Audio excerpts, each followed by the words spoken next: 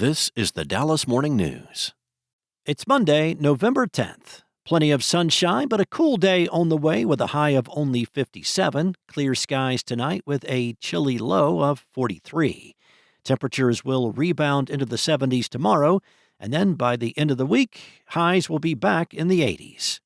Here are today's headlines.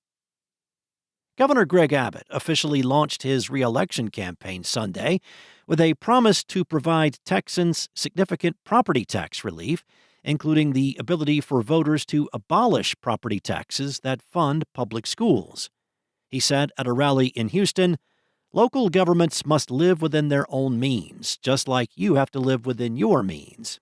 I want all property tax increases to be voted on and approved by 2/3 of voters."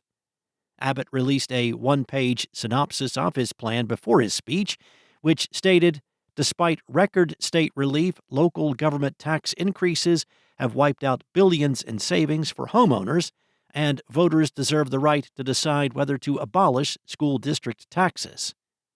Abbott's plan does not detail how public schools would be funded without school district property taxes.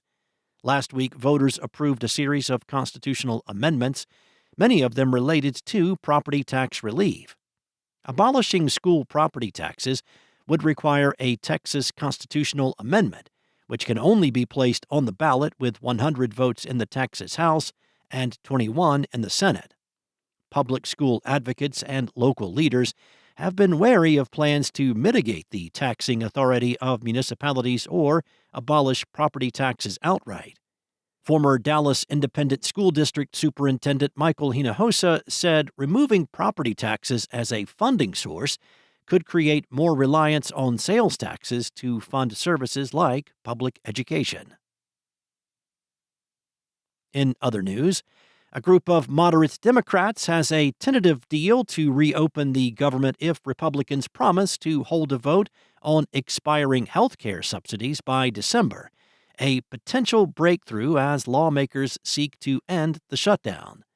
The group of three former governors, New Hampshire Senator Jeanne Shaheen, New Hampshire Senator Maggie Hassan, and Independent Senator Angus King of Maine, has a deal to pass 3 annual spending bills and extend the rest of government funding until late January, according to 3 people familiar with the agreement who requested anonymity until the deal is made public.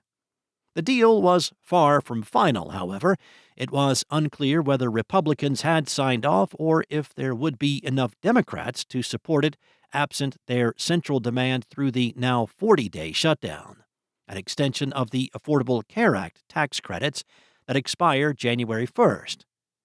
Senate Democrats were meeting Sunday evening to discuss the agreement. Republicans have been working with the group of moderates as the shutdown continued to disrupt flights nationwide, threaten food assistance for millions of Americans, and leave federal workers without pay.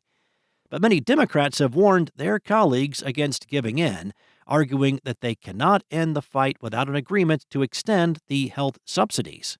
Independent Senator Bernie Sanders of Vermont, who caucuses with the Democrats, said it would be a horrific mistake to cave in to Trump right now. As the Senate held a rare Sunday session, Senate Majority Leader John Thune said that a potential deal was coming together, but he has not yet publicly endorsed the deal. And in a span of about 50 hours, Marshawn Kneeland ascended to the highest of highs and fell to the lowest of lows. A week ago, when the Dallas Cowboys played the Arizona Cardinals, Kneeland raced his teammates to the end zone in pursuit of a loose ball after a blocked punt. He broke away, falling on the ball first. Afterward, he leaped into the air in celebration. It was his first NFL touchdown. The game ended in a loss for the Cowboys, but it was a shining moment for Kneeland, a defensive end in his second professional season. By all accounts, he had a promising career ahead of him. 2 days later, he was dead from a self-inflicted gunshot wound at the age of 24. Exactly what transpired in Kneeland's final hours remains a mystery. Many questions remain about what triggered the crisis that sent Kneeland, armed with a gun, fleeing from police after he crashed into another vehicle on the Dallas North Tollway. His family members are trying to piece together what happened, too. Still, One of them believes she knows something about what may have contributed to the decision to end his life. Nicole Kneeland Woods said it was the grieving of his mom that he was dealing with. In early 2024, 2 months before Kneeland was drafted, Wendy Kneeland died suddenly and unexpectedly at the age of 45. The year prior, Kneeland Woods said his grandfather had also died. Kneeland was never able to share his professional successes or the pressures of the spotlight with either of them.